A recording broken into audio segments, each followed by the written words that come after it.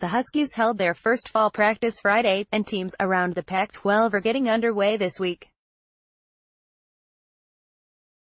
Each team enters camp with questions that need answers before the fast-approaching season opener. Best case, if Khalil Tate stays away from Twitter, it's only downhill from here, and stays in the pocket. Right tackle Theo Lukusa, ex-Michigan State, plays like an elite Big Ten recruit. The linebackers are as good as the hotline advertised. Former safety Dane Cruikshank's name is rarely mentioned, and the stadium renovation remains on schedule. Worst case, if tailback J.J. Taylor is less than 100% when game week arrives, the backup quarterback situation remains muddled. Justin Belknap & Co. Look wobbly on the defensive front. Safety Scotty Young's situation becomes a distraction, and a whiff of controversy surfaces from the basketball program. Someone's mouth to our ears. When you're the backup quarterback, it's really kind of a cool position because you've really got nothing to lose when you go in. You don't get yanked. You just go back to where you were, right? So there is a little different pressure when you're a starter, and it comes with the things that are expected of you. Not just on the field, but off the field and on the sideline.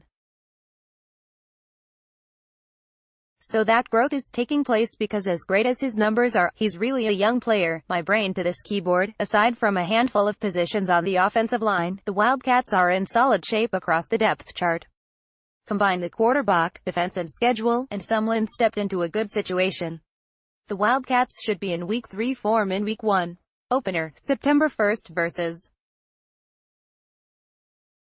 Brigham Young. Arizona State Sun Devils. Best case, if the new offensive linemen, especially LT Casey Tucker, ex-Stanford, are ready to contribute pronto, a backup tailback surfaces, nobody gets cut from the roster, at least with the cameras rolling. The defense grasps the basics of coordinator Danny Gonzalez's 3-3-5 scheme, and Michigan State suffers a chickenpox outbreak that lasts through the second Saturday in September. Worst case, if quarterback Manny Wilkins stagnates, linebacker Corin Crump and cornerback Chase Lucas feel like they're playing 2-on-11, anything happens to tailback Eno Benjamin or receiver N'Keal Harry, and Herm Edwards loses his voice after 200-something interviews this offseason. Edwards' mouth to our ears. 70% of your day a lot of times is spent on recruiting. It's a year-round process. I never would have imagined, and I've been in college football before, I've been recruited as a college athlete, that the degree of recruiting now. You're talking about 2020 kids. We already are looking at 2020 kids. I'm going, really, 2020. How do you make a decision on a 2020 kid? My brain to this keyboard. New offensive line, new defensive playbook, new culture, and precious little time to learn with San Diego State, Michigan State and Washington in the first month. No team has more to accomplish in camp than the Sun Devils. Opener, September 1st vs. UTSA Cal Bears. Best case, if quarterback Ross Bowers plays so well, coach Justin Wilcox isn't asked about Brendan McIlwain. The tight ends provide help to offset a depleted receiving core. Defensive tackle Zende Johnson turns raw talent into consistent production, and the secondary is as good as expected. Worst case, if Bowers and McIlwain play poorly enough that Wilcox is asked about the Chases, Garbers and Forrest, the receiving core is depleted enough that Wilcox is asked about Demetrius Robertson. On the defensive line, Luke Bickett is a one-man gang, tailback Patrick Laird quits football and school to become a full-time reader. Wilcox's mouth to our ears. We made tight ends a priority once we got here. We now have a number of guys that can play there, different body types. You kind of have the traditional tight ends, having Ray Hudson back, a guy that can flex out and catch the ball, but also get in there and mix it up. It just gives you a lot of versatility in terms of run and pass game and protections and a lot of different things. My brain to this keyboard. Wilcox, who showed last year that he's able to maximize the offseason, should have the Bears ready for their non-conference lineup. But the limited talent, particularly on the lines of scrimmage, will force the staff to be creative with schemes. Opener, September 1st vs. North Carolina, Colorado. Buffalo's best case, if tailback Traven McMillian, ex-Virginia Tech, loosely resembles Philip Lindsay, the offensive line produces an upside surprise after the disappointing 17 season. Defensive lineman Javier Edwards and Chris Malumba are impact players consistently, and freshman cornerback Chris Miller plays like a veteran. Worst case, if quarterback Steven Montez isn't sharp, the young wideouts aren't consistent, the Buffs lost their top 3 receivers, and coach Mike McIntyre doesn't see a few of the same traits that were visible in August. 16. When CU was quietly positioning itself for a breakout season. McIntyre's mouth to our ears. Montez has gone from algebra to calculus in understanding how to prepare for a game, his film study and all the things he's doing. He's been around the office all summer, watching tape, working on it, studying it. And Kurt Roper, our new quarterback coach, has done a great job with him. My brain to this keyboard. We won't begin to speculate on CU's effectiveness on the lines of scrimmage. Too many new players, too little game experience, but the hotline would be surprised if Montez doesn't thrive under Roper's tutelage. Sometimes, a different voice can change everything. Opener, August 31 versus Colorado State. Oregon quarterback Justin Herbert. AP photo, Chris Peach. Best case, if quarterback Justin Herbert's feet touch the ground, his hands touch the ball, and he has no other physical contact with anything, or anyone. A receiver not named Dylan Mitchell develops chemistry with Herbert, and the combination of end Jalen Jelks, linebacker Troy Dye and safety Hugo Amadi spark comparisons to the days of Deion Jordan, Josh Cadeau and Eddie Pleasant. Worst case, if backup quarterback Braxton Burmeister looks as skittish as he did in October. 17. Herbert doesn't trust any receiver not named Dylan Mitchell, and coach Mario Cristobal, so damn excited to be alive, transforms into a ball of pure energy, forcing the Ducks to promote defensive coordinator Jim Leavitt to the role of interim head coach and sparking their third search in 3 years. Cristobal's mouth to our ears. Herbert has transformed his body. He's committed to being excellent in everything he does. It's not just how he looks. It's the mindset that comes with it, the confidence that comes with it. The ability to create a galvanizing effect for the guys in the locker room, because you know you're preparing and holding each other accountable. My brain to this keyboard. There are a smattering of holes on the depth chart, but each unit has at least one high-level player and most have more than one. If the staff doesn't screw things up, the Ducks should be ready for their season opener September 22 against Stanford. Air opener, Sept. Versus Bowling Green. Oregon State. Beavers best case, if quarterback Jake Luton's spine remains in one piece, gifted tight end Noah Togiai is not the best option in the passing game. Coach Jonathan Smith doesn't resign, via mutual agreement, midway through August, and the National Weather Service declares a hurricane warning for Columbus, Ohio, for the afternoon of Sept. 1. Worst case, if Smith is undecided on a quarterback at the end of the 3rd week, the right side of the offensive line remains in flux, the right and left sides of the defensive line remain in flux. Vital underclassmen like tailback Calvin Tyler and linebacker Kevonter Wetzel don't make significant progress. Smith's mouth to our ears. I wanted to come in with a message of, I've experienced it here, I've sat in those seats, I've gone through a coaching change when I was a player. It's been done before. We can do it again. So trying to be authentic that I've lived it, and I want to help them do the same. My brain to this keyboard. Only the defensive line is lacking in experience, but the combination of culture change, scheme change, coaching change and talent deficit will make for a challenging few weeks for Smith and his staff. On the bright side, the Week 1 opponent will have everyone's attention. Opener, Sept. 1 at Ohio State. Stanford's Bryce Love 20 runs against Washington during a game at Cardinal Stadium last season. AP photo, Marcio Jose Sanchez. Best case, if boredom reigns, quarterback KJ Costello returns to form in plenty of time for the opener. The veteran offensive line dominates the wobbly defensive front, a third receiver emerges, the secondary is functional, particularly at safety, and tailback Bryce Love is on the field, in passing situations. Worst case, if Costello's hip isn't quite right and Love is forced to use his knowledge of human biology to self-diagnose an injury, the defensive front is more wobbly than expected, the bar is low, the secondary struggles without Justin Reed and Quentin Meeks, and coach David Shaw spends more time talking about Heisman Trophy voting than his fabulous tight ends. Shaw's mouth to our ears: I would not be comfortable with standardized injury reports. I coached in the NFL for 9 years, and there is a stark difference between working with professionals and working with college kids. I do not feel right giving out medical information of a 19-year-old. I think it's wrong in any way, shape or form.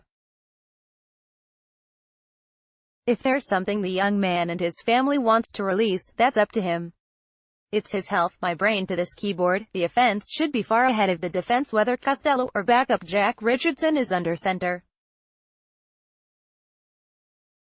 And if that's not the case, something has gone very wrong. This should be one of the most prolific teams of the Shaw era.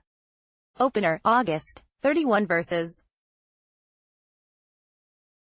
San Diego State. UCLA Bruins. Best case, if the defensive line solidifies around Chigozie Nruka, someone emerges at quarterback not named Dorian Thompson-Robinson, so he can redshirt. Tight end Caleb Wilson's forefoot remains sturdy, and edge rusher Jalen Phillips shows off the form that made him the most coveted prospect in the class of 17. Worst case, if Devin Modster plays like a backup quarterback, Wilton Speight plays like a starter. At Michigan Tech, the defense allows 287.4 rushing yards per practice, the offensive line is as mediocre as expected, and Chip Kelly banishes the Bruins to San Bernardino. Kelly's mouth to our ears: if we're going to be successful at UCLA, it really starts on the defensive side of the ball. One thing that people don't realize, or maybe just kind of glossed over, is when we were really good at Oregon is because we were really good on defense. My brain to this keyboard: player development was lacking, woefully so, in Westwood under the previous coaching staff. Expect that to change, markedly so, under the current staff. Kelly and his assistants will get the most out of the talent, however much exists. Opener, September 1st vs. Cincinnati. USC Trojans. Best case, if JT Daniels plays like Matt Barkley as a rookie, Matt Fink plays like Sam Darnold as a rookie, or none of the quarterbacks play like a rookie, the offensive line avoids serious injury, a cornerback emerges opposite Iman Marshall and a safety emerges opposite Marvell Tell, and play caller Team Martin thrives on a staff that has only one coach named Helton.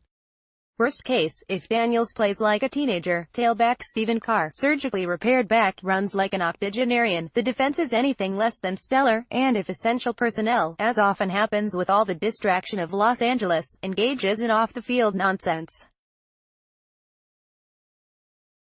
Helton's mouth to our ears: we've got 25 practices. I'll name somebody, the starting quarterback, before the opening game. I don't have a crystal ball because I'm going to have time enough to allow the kids to compete and make the best decision for the football team. So I think it will be later than sooner. My brain to this keyboard: more than a few USC fans are undoubtedly wondering if Helton will pick the right quarterback, as opposed to his 16 decision. But if execution matches the talent at the other 21 spots, the Trojans would merely need decent QB play to control the South. Opener, September 1st vs. UNLV. Utah Utes. Best case, if quarterback Tyler Huntley improves his pocket efficiency, the young defensive backs play like veteran defensive backs, anything bad happens to BYU, receiver Britton Covey plays like he spent a 2-year mission on the Patriots practice squad, and coach Kyle Whittingham only has to answer one question per day about never having won the South. Worst case, if the offense looks like it has a new play caller, it shouldn't, because it doesn't. Defensive tackles Peta Tonga and Leki Fatu don't look like Utah defensive tackles, the receivers prove their skeptics correct, and Chase Hansen is forced to return to safety because of concerns on the back line. Whittingham's mouth to our ears: we've had a chance to get to the championship game a couple times, have not capitalized on that opportunity. That's the next step of our evolution as a program. I've heard it over and over: we're the only team in the South since we joined the league that hasn't gotten there. But we own up to that. We're not trying to hide from that, my brain to this keyboard, considering the Utes have a veteran quarterback, 4 returning starters on the line, an established scheme and familiar play caller, there should be no talk of the defense being ahead of the offense. In all other years, that's an acceptable state of affairs in SLC, but not now, not this month. Opener, August 30 vs.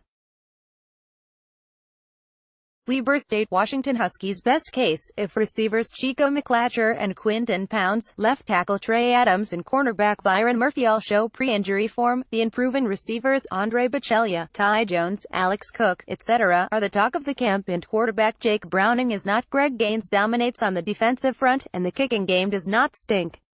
Worst case, if the aerial attack struggles for rhythm, edge rushers Ryan Bowman and Jalen Johnson are non-existent, and Peterson becomes so frustrated with the kicking game that he walks into the student union, introduces himself, he keeps such a low profile, after all, and announces that UW will hold tryouts at 3 p.m., so be there at 2:50.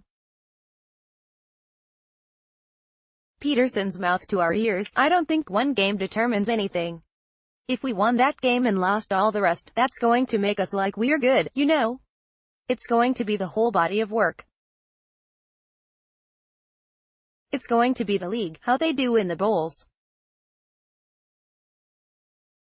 I know everybody wants to put it all about this one thing, the Pac-12 is either good or not on one game. That's totally unrealistic. My brain to this keyboard, the Huskies are loaded. Camp is all about avoiding serious injuries to key personnel and getting just enough reps for the starters to be sharp when they board the flight to Atlanta. Opener, September 1st vs. Auburn. Washington State. Cougars best case, if there is a quick and obvious solution to the quarterback quandary, the right side of the offensive line coalesces around JC transfer Robert Valencia, inside linebacker Peyton Pelluer shows pre-injury form, safety Jalen Thompson is in Deion Buchanan form, and Mike Leach avoids tweeting about politics and sticks to what he knows, like aliens, Bigfoot, marriage, golf and Cambodia.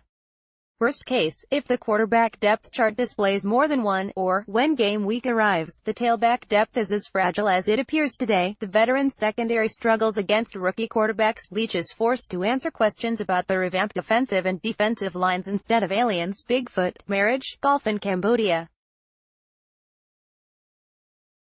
Leach's mouth to our ears, it's also good that new coordinator Tracy Claeys and our defensive line coach worked together before, so I think that creates more continuity. And schematically, what he ran was what we were seeking when I hired Alex Grinch, so it's pretty close. It's not like all of a sudden there is going to be a huge change scheme-wise, my brain to this keyboard, with just 10 returning starters, major issues at quarterback, a new defensive play caller and holes along both lines of scrimmage, it's difficult to see training camp as anything other than the start of a rebuild for the Cougars. Opener, September 1st at Wyoming.